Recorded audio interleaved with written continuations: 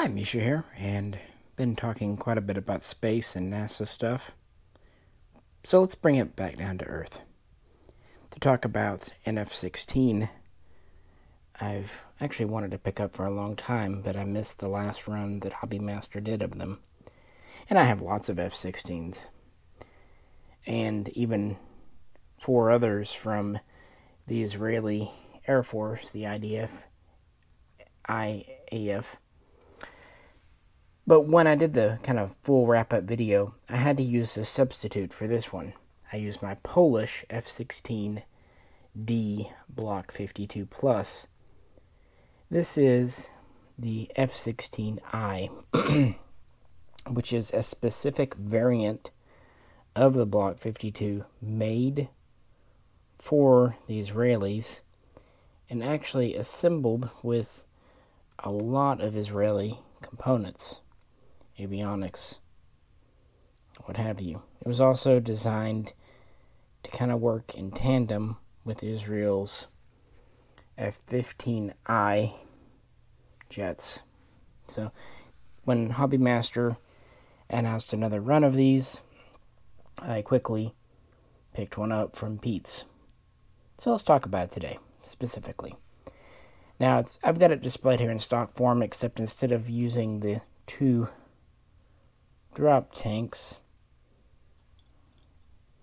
I actually grabbed a couple of extra smart bombs and put on the underside, because one benefit of the newer F-16s are these conformable fuel tanks, which are actually made in Israel, and they were among the first to try these out.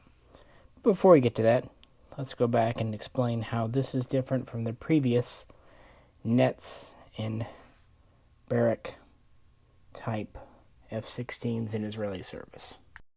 On to the spinny thing. You know, I was wanting one of these to kind of complete the lineup so much, I even considered buying a bootleg that was on eBay last year from China. But I held out for the real Hobby Master.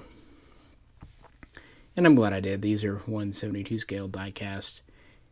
And they just have that nice mix of durability and detail. A lot of other models either, well, not detailed enough, or they're just too delicate. But anywho, this was actually the 5th major purchase of F-16s through the Israelis. The first ones were known as Peace Marble 1, 2, 3, and 4.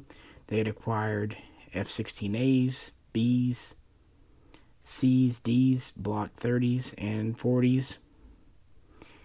And they operated a very large fleet, along with F-15As and Bs and what have you. But in the mid-90s, their air fleet was aging, especially some A4s, some F4s, and the first generation of F-16s that they acquired. So in 97, they made it known that they were looking to purchase 50 to 100 new multi-role fighters so they could replace and phase out some older ones. They made this intention known around July of 1997. In that September, they kind of released requirements, specifications. And the idea, they were going to use about $2.5 billion in U.S. foreign assistance monies to cover these. About a year later, the U.S. proposed they could either buy 30 F-15s or 60 F-16Cs or Ds, single seat, 2 seat, or they could mix and match them. Either way. So this led to Boeing and Lockheed Martin having a competition. The F-15I had a lot going for it, but the F-16 was half the price or even less. And by this point, they're projecting a $4 billion contract. So it's going up. So in 1999, they kind of go head to head. And they really decide around that summer that they're going to go with the F-16. And at the end of the year they ink a contract for 50 with an option to purchase 60 more. And this was officially signed in January of 2000, closing out the millennium, going into the new one. And that option to buy more was, they said they were going to exercise it in September, ironically September 4, 2001, and it was officially inked in December of 2001. It wasn't for the full 60, it was actually for 52 more, bringing the total to 102, and a total cost estimated at least $4.5 billion. And they did not purchase any C variants, single-seaters. They went with the D, and we'll talk about that. And it wasn't that the F-16I that they were flying was bad, but they just felt like this was more bang for their buck. And what they got was a very customized, in fact, unique. The F-16I Sufa, as it became known, or Storm, was special to Israel. True, it was based on the Block 52, but it was highly customized and specialized and built brand new in the USA for them. Well, the first aircraft were rolled out in November 2003 in a ceremony. The first official test flight was December 23rd, 2003, and the first two F-16Is were delivered to Israel February 19, 2004, beginning deliveries. And by 2009, all 102 had been delivered, meaning that Israel was actually operating the largest F-16 fleet and had one of the most advanced modern variants of anyone in the world outside of the USA. So, what makes this different? Why did they go with only the two-seater? And, what kind of weapons and, what is it exactly? And why did I want this one in my collection when I have so many other F-16s? We'll dive in. Looking here at the Israeli F-16D, it was the first to have this ridge on the back, a spinal compartment for additional avionics and equipment. They also would originally test conformal fuel tanks. They'd be removable up here on these as early as 1999. So when we get to the I, these appear. In fact, the conformal fuel tanks, along with the pylons, the other external fuel tanks, and even most of the weapons, are either made in or supplied by Israel. As much as 50% of electronics, avionics were Israeli, or at least provided by them as well. Overall length is about 49.5 feet. Width, wingspan, it's about 33 feet. So pretty standard there. But this did have the Pratt & Whitney 100-229 IPA increased performance engine. Didn't really give it much of a faster speed, but it did give it a better all-up weight. It could weigh up to 23,500 kilograms. That's up from 19,200 on a lot of previous versions. Now, a lot of that would be additional fuel because range was very important. They wanted to be able to fly to, say, Iran, hypothetically speaking, without a mid-air refueling, especially low altitude. But it did give them a little bit more weapons carriage ability, about 8,000 kilograms. Now, I mentioned they only went with the D version, and the I's are only in two-seat. In a military role, the front seat's the pilot, of course, and the back seater is the weapons officer.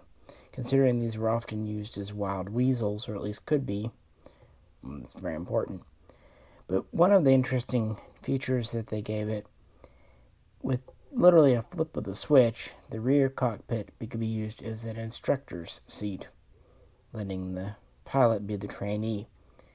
Because they've been using older F-16Bs as trainers, and they wanted to go ahead and retire these out, but they had over 100 in service, so yeah. So that's the nice thing. Plus, just get 2 sets of eyes for all kinds of missions. And by this point, the idea of a air superiority fighter, well, multirole is the name of the game in the 21st century. Lots of other stuff, kind of modern you'd expect. It has a digital camera system, recording system, has a data link. The cockpit has color, modern displays. Of course, it's night vision compatible. We saw that with the Block 40s. But the weapons and equipment, it's a little bit special too. The hard points are pretty standard F-16. The 3 under the fuselage, if you use the middle one, it's typically a fuel tank, and the front 2 are for pods. This used the Lightning II pod as well as the Lantern. The Lantern, of course, is a navigational pod, mostly for all-weather night flying, and the Lightning is used for laser-guided or GPS-guided munitions primarily. They would be both standard. Originally, Israeli aircraft used the sniper pod, but that was switched over for the newer ones. And under the wings, because we have the conformal fuel tanks, we can still put drop tanks on the 2 inner hardpoints, but now the 4 positions can be used for air-to-surface bombs, munitions. So that does give it more carriageability, flexibility, and of course it can carry the standard equipment. It can also carry the Popeye Israeli missile. It can carry anti-ship missiles.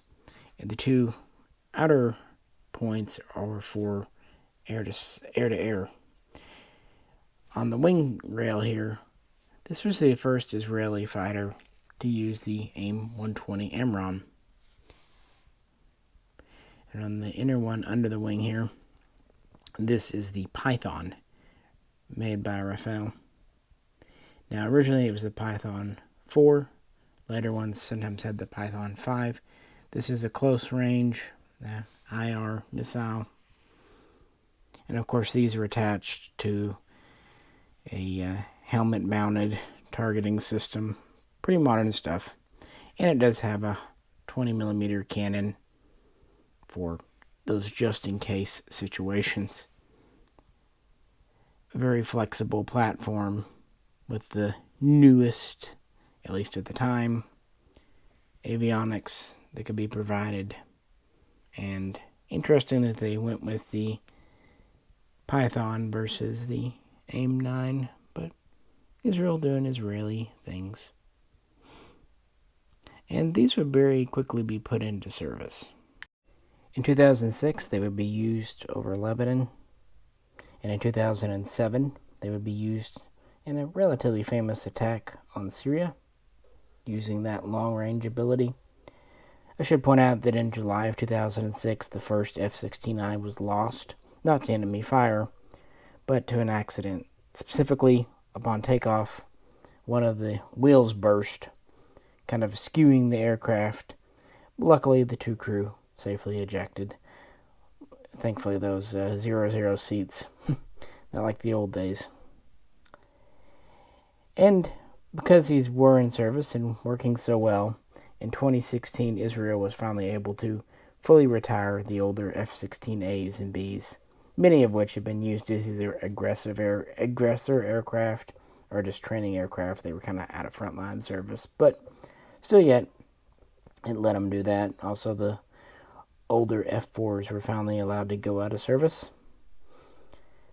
And it should be pointed out that the somewhat older F-16Cs and Ds were upgraded in the 2010s with newer avionics, electronics, and even weapons, making them kind of like the Sufa. But just not quite as fully capable, but there was a midlife upgrade program that was quite successful, and that was primarily done by 2014-2015. So that's kind of the updated fleet that they have, roughly 200 aircraft. I should point out that in 2018, an Israeli F-16I was shot down with a Syrian anti-aircraft missile. So a couple have been lost over the years, but Israel's record with the F-16 is quite impressive. In fact, nearly 2/3 of all F-16 downing of enemy aircraft were done by the Israeli Air Force. And of course, they serve alongside the F-15I and more recently the F-35I, as well as other aircraft. But this is planned to be the backbone of the fleet, along with the Cs and the Ds in their upgraded form through the 2020s and into the 2030s. Maybe not the sexiest and most modern variant, but it serves a role. And I just thought it would be a nice one to kind of wrap things up. In reality, these conformal tanks would be removable. Of course, they're not here, but that's okay. They do actually have the 2 targeting pods. This is in factory standard configuration, except like I said, I swapped out for 2 extra smart bombs instead of the fuel tanks. And it does come with the centerline tank, but if you do that, you can't have it on the stand. Of course, you can always get a different stand from Hobby Master, like I've got this C on here, and it'll plug in. But yeah, these are the 5 generations. This was part of Peace Marble 5. These others are from 1 through 4 and part of the whole fleet. In the past, I've done a look at the entire Israeli F-16 fleet. Maybe we'll re-examine them now that it's complete here, but not today. This is long enough, I do believe. So, just thought we would share something a little more down to earth. Let me know what you think. Which of the variants you find most interesting? Heck, we might even look at the F-15 Israeli service planes again sometime soon. You never know. This is Misha, and I will catch you very soon next time.